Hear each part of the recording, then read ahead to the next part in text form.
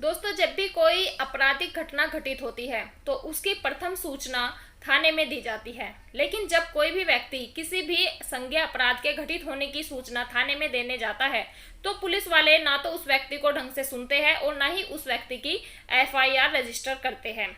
ऐसे में दोस्तों क्या करें? दोस्तों हमारी सीआरपीसी के सेक्शन 154 में ये क्लियरली लिखा हुआ है कि अगर कोई भी व्यक्ति किसी संज्ञेय ऑफेंस के होने की सूचना थाने में आकर देता है जो थाने का एसएचओ होता है वो बाउंड है उस व्यक्ति की एफआईआर करने के लिए। और एफआईआर करने के बाद जो इस भी घटना की जानकारी उस व्यक्ति ने दी है उस घटना का इन्वेस्टिगेशन करने की भी ड्यूटी एसएचओ की होती है। लेकिन दोस्तों होता इसका उल्टा ही है। जब भी कोई व्यक्ति थाने में जाकर एफआईआर रजिस्टर कराने की बात करता है तो जो थाने में ऑफिसर होते हैं वो उल्टा उसी व्यक्ति को डराना धमकाना शुरू कर देते हैं। तो दोस्तों ऐसे में क्या करें? ऐसे में दोस्तों जिस भी थाने में आप अपनी एफआईआर कराने के लिए गए हैं और उस थाने के एसएचओ ने आपकी बात सुनने के बाद भी आपकी एफआईआर रजिस्टर नहीं की है तो आप उस एरिया के डीएसपी ऑफिस में जा सकते हैं। वहां पर आप अपनी एक कंप्लेंट दे सकते हैं उन पुलिस वालों के अगेंस्ट जिन्होंने आपकी एफआईआर रजिस्टर नहीं की है।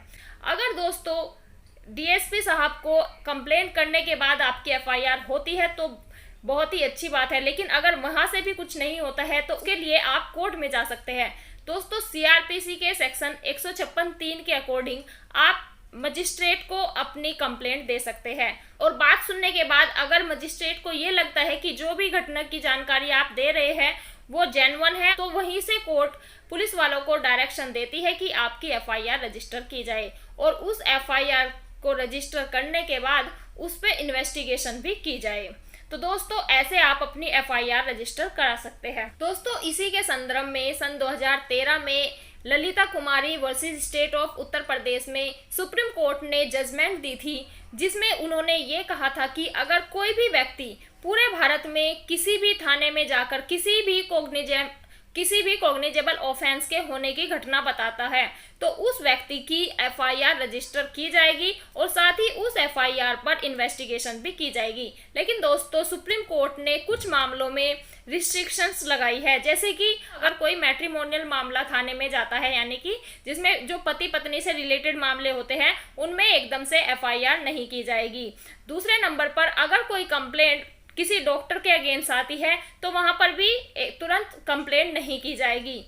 तीसरे नंबर पर आते हैं करप्शन के मामले, चौथे नंबर पर आते हैं कमर्शियल और पांचवें नंबर पर वो मामले आते हैं जो डिले होते हैं, यानी कि जिन मामलों में आकर ये कहा जाता है कि घटना 2 साल पहले, 3 साल पहले या 6 महीने पहले हुई है और उसकी कंप्लेंट आज की जा रही है, आज एफआईआर के लिए कंप्लेंट दी जा रही है। तो दोस्तों ऐसे मामले में तुरंत एफआईआर नहीं की जाएगी। ऐसे मामलों में सबसे पहले इन्वेस्टिगेशन की जाएगी और इन्वेस्टिगेशन के लिए 7 डेज का टाइम होता है पुलिस ऑफिसर के पास।